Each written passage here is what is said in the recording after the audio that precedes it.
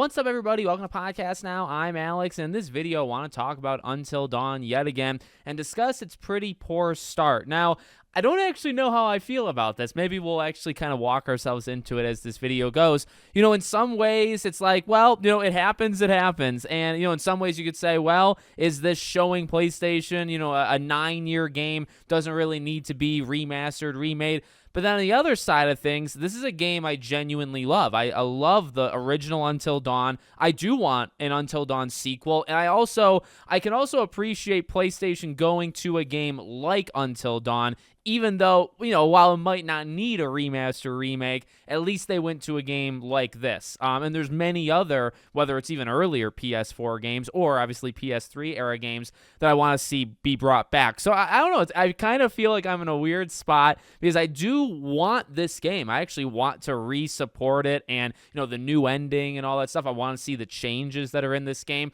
But then it's also like, okay, well, you kind of get what you get, right? So want to go over two different stories. One of them is, actually from Open Critic, and it talks about basically where the game ranks in the UK sales chart. Actually gives us another look at Astrobot, too. So it ended up being in 14th place behind the likes of Sonic Superstars, Animal Crossing New Horizons, and Grand Theft Auto 5, and even last year's EA Sports sold better than it. Epic Mickey also struggled. Until Dawn took 4th place. It said The Legend of Zelda, Echoes of Wisdom, and Astrobot hold strong as they retain their 2nd and 3rd place for the week, which is pretty cool. Space Marine 2 also jumped from 10th to 6th. However, Epic Mickey dropped from 4th all the way to 26th place. So that's kind of the first story. Now, that's not actual numbers, right? In fact, to be honest with you, neither of these are technically numbers, but not doing all that great. For something like Epic Mickey, that is a massive fall off. But for Until Dawn, look, especially as October goes, and I'm probably going to say this again as the video goes on too, October's packed. October is freaking stacked to the brim, of Metaphor and Dragon Ball and Silent Hill and even Life is Strange, I would imagine, makes it pretty high, on the list. Call of Duty, Dragon Age being the last day of October, but it'll obviously still count for that day. It's going to be packed. I would not imagine Until Dawn is bigger than the games that I just listed. I'd honestly probably throw in Sonic that comes out, I think, the 25th or so. All of those games are probably bigger than Until Dawn. So I would imagine Until Dawn finishes at best 10th or so in the month of October, and that's just what's coming out. Then you have the leftovers from September, Space Marine still doing really well, Black Myth still selling, right? So you still have those kind of games, and you have to think about sales as well. There's the Amazon Prime Day thing going on today and tomorrow, but PlayStation is doing a sale, and actually quite a few are doing sales. And so, Until Dawn, being a PlayStation thing, you got to think about that, right? So, yeah, it's not going to finish high. It being 14th, I wouldn't be surprised if it ended the month in the 12 to maybe even 20 range, depending on what happens, as this month goes.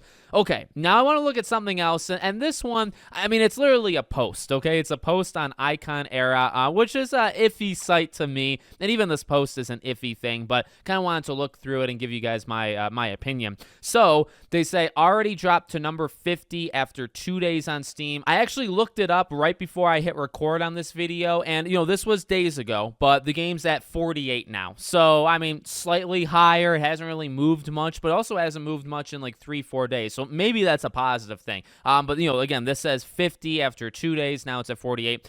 Estimated to have sold 7,000 on Steam. If you check right now, the estimates are somewhere in the 21 to 25,000 range, so that's also a little outdated. The verdict is in. It's not looking good for Until Dawn on PC. The peak is only 2541 and number 22 on Steam. It's also getting review bombed with a rating of 58.42. Below 3K for day one. AAA is massive underperformance for Sony, worse than Ratchet, Returnal, Uncharted, even Hellblade got 39.82. And it also said at the bottom here, you can look at the other supermassive games to kind of keep it within the family. The Quarry was at 63.49. Little Hope was just under 5,000.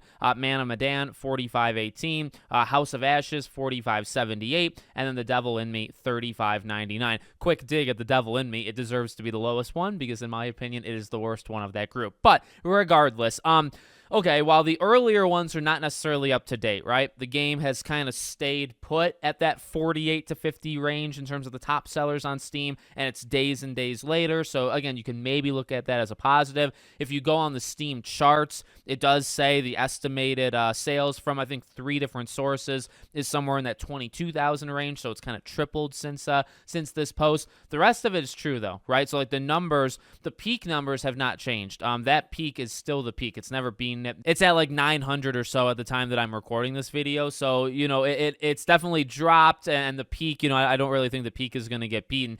It's tough. It's something that, you know, I wonder if this game will do well over time. You think about, and I have to, you know, because I'm trying to see it from all sides. I'm not here to just be overwhelmingly positive or overwhelmingly negative. I kind of want to look at everything. If you look at the original Until Dawn didn't struggle out of the gate, but it's pretty heavily reported. Like, it did pretty okay, but not amazing, and PlayStation just didn't put any of the, like, marketing into this game. And it came out, you know, end of August, and then you went into September, you went into October, and they didn't promote it. They didn't re-promote it for October and Halloween. And it's interesting because, like, this one is in October, this one is for Halloween. It's actually a better time for this game to release, but it's also now up against, like, 50 other games. You also have, like, is it necessary to get a game like this again, right? A lot of the complaints of this game, well, like, performance is one. Specifically on PC, there is a lot of performance issues. The scores, yeah, they're not good. They are definitely mixed. They're in that 55 to 60% positive range. I love the original game. I don't really think it's like a negative or an attack on the original game. I just think it's a somewhat subpar release, at least on PC. I don't have it yet. Like I said, I do kind of want it. I might wait for it to go. If I can get it for like $30 physically, because I have it physically on PS4. If I can get it physically again for PS5, I think that would kind of be cool to add to the collection. So that's kind of my game plan. But again, I mean, that's kind of the situation I've put myself in. But again, I wonder, based off the original Until Dawn, it's a game that did do well. Like, it's estimated, I believe, to have sold over 4 million. Like, it did sell pretty good. And honestly, it kind of got Supermassive going. Like, the reason you even got the Dark Pictures is because of Until Dawn, and I don't think anything that they've ever made has lived up to Until Dawn, but they've obviously continued going forward. So I wonder if it'll continue to sell or just sell in general, you know, as time goes over the next couple months. And, you know, again, like, some of the main reasons I would almost be in defense of it, or some reasons I'm just looking at in that angle, is like, I do want a second game. So like the rumor, right, is Firesprite is working on an Until Dawn 2. That is just a rumor, but, you know, I hope it's true. The ending, obviously they added a new ending that does, push a second game being in the works.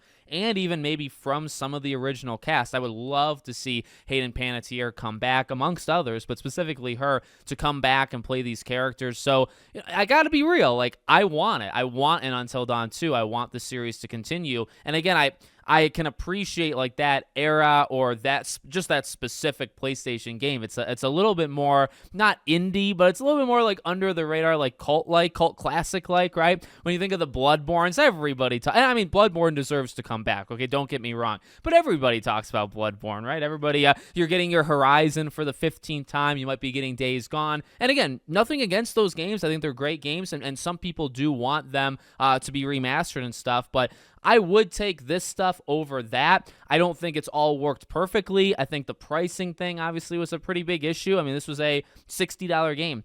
$60 for a game that's 9 years old. That is a bit long, or like far, it was a while ago. So in terms of like an upgrade path, it's tough. Like I can understand like being in a tough situation, right? Where it's like, well, do you do like a $10 thing? I mean, in a way, Horizon, right? Horizon came out in 2017, and it's doing a $10 upgrade path right now when it comes out at the end of October. This game is 2 years younger, but I would argue that they did more to it. Like, it's just more overhauled in this versus what Horizon will be. But that's just my opinion. That could be wrong. But, you know, it's a tough situation. I get it both ways. Like, if you wanted this thing to be $10, I think many more people would have done if it was $10. I do think the price kind of got in the way, amongst other things. But we'll see. We'll see what happens to it in the future. But I do want a sequel, and I hope/wonder, like, is it going to impact anything? Like, if they were planning a sequel and they see this, like, do they learn something from this, or do they learn almost the wrong thing from this, right?